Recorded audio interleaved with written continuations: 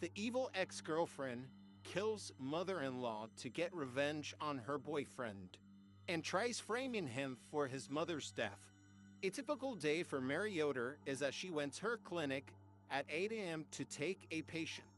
At lunch, she went over to her mother's house to have lunch, but she saw that her mom had already eaten lunch, so she went back to work to have her shake. At the end of the day, she was feeling very sick, and she told her husband to not prepare dinner for her because she was not feeling well, and she was not going to be having dinner. When she came home, Mary Joder, she started running to the bathroom and she started throwing up, and she had excessive diarrhea. The next morning, Mary Joder looked so bad that it looked like she was in her deathbed.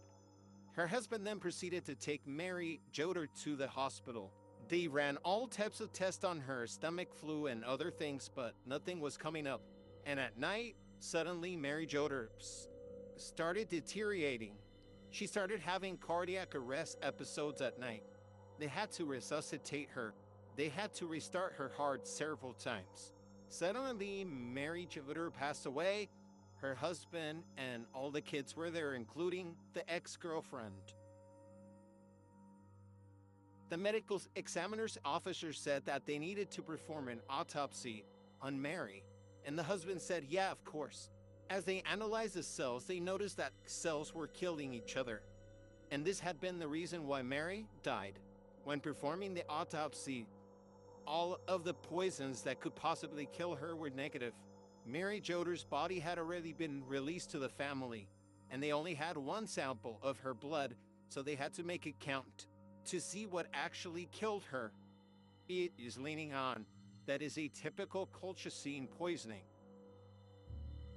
Colchicine is a medicine commonly administered in low doses to treat gout, but in higher doses, it can be lethal. With the last vial of blood, they do a test. Almost 2 months after Mary's death, they get the results. It comes back positive for colchicine. It's definitely a unique intoxication or poison death. 2 letters are mailed out, one to the medical examiner's office and another to the sheriff department, and strangely enough, pointing to one suspect only. Adam Yoder, the son. This anonymous letter went to say the specific location where this drug was located, the drug found on Mary's blood, the same drug that killed her. But upon analyzing all of Adam's records and everything, they did not find traces of any purchases of this medicine or anything like that. So to not make this story any longer, upon further investigation, the medicine was purchased with an account that was traced back to the ex-girlfriend. She had erased all the evidence from her phone, but upon investigating, they found all the evidence of a backup that she had performed on her phone before erasing all the evidence from her phone. Caitlin, the ex-girlfriend, was trying to frame her boyfriend Adam for this, but Adam was not even in town when this happened. Yet Caitlin was the office manager for the clinic where Mary was working. So if anyone had access to any medicine, it would be her. If anyone was capable of poisoning her, it would be her because she was there.